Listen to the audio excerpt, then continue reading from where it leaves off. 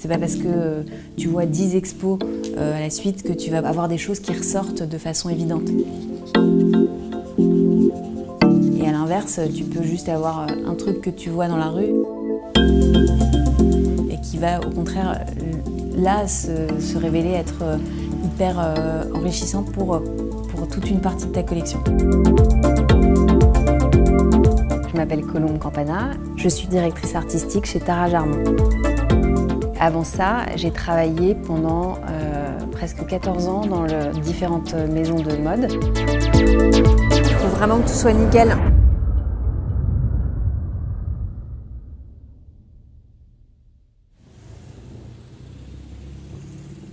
Et c'est très ouvert, non, l'écart?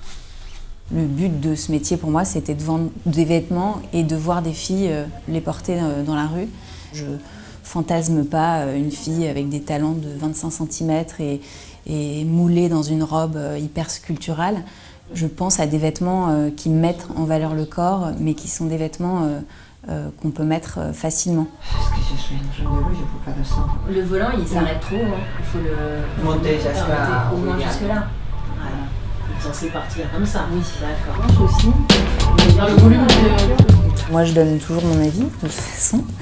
Je participe effectivement aux réunions qui concernent un peu les plans de collection, aux achats des matières, au choix des matières. Enfin, je suis là à chaque étape du process, au choix des modèles, à leurs essayages, jusqu'à la mise en production.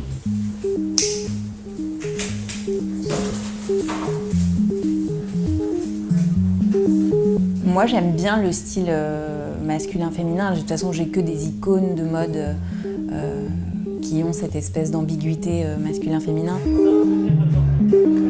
J'adore Charlotte Rampling, j'adore Bianca Jagger, enfin voilà, Laura Newton, des femmes qui ont vraiment un style très fort, très à elles, et cette espèce d'ambiguïté féminin-masculin. L'inspiration pour moi, c'est quelque chose qui à la fois se construit, comme si tu l'entends comme une gymnastique, de voir, d'ouvrir les yeux, de se nourrir de choses, et à la fois c'est quelque chose qui est difficile dans cette construction parce que c'est pas un truc systématique.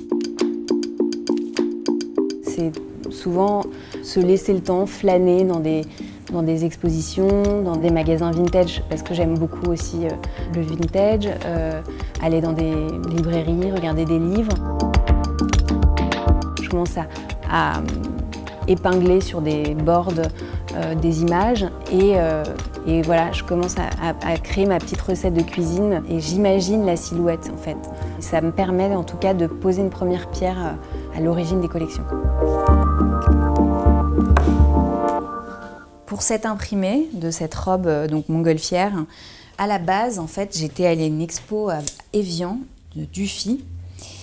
J'adorais le traitement du dessin avec cette espèce de crayonné noir, et puis des petites zones de couleurs mais un peu irrégulières. Et c'est aussi la façon dont tu peux expliquer à un designer quel traitement tu veux sur l'imprimé. Moi, c'était important là qu'elle comprenne que je voulais pas que le coloriage de l'imprimé soit parfaitement précis, que justement cette espèce de décalage amenait quelque chose d'intéressant dans l'imprimé. Après, pour toute la partie couleur, j'avais ressorti des images de Barragan, qui est un architecte mexicain.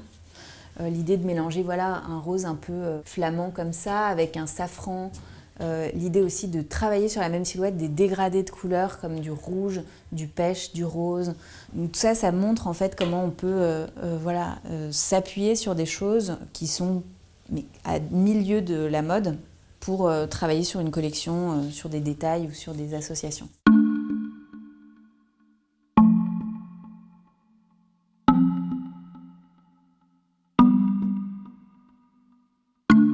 Quand on crée une collection, on n'est jamais sûr.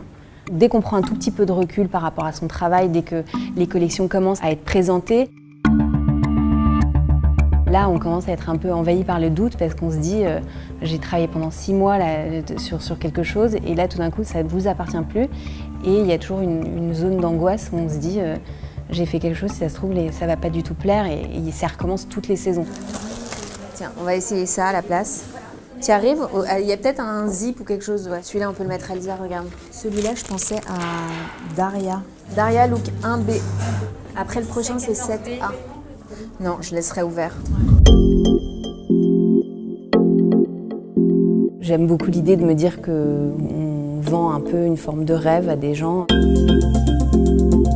On apporte de la joie à des femmes qui sont contentes et qui se trouvent belles quand elles s'habillent avec nos collections.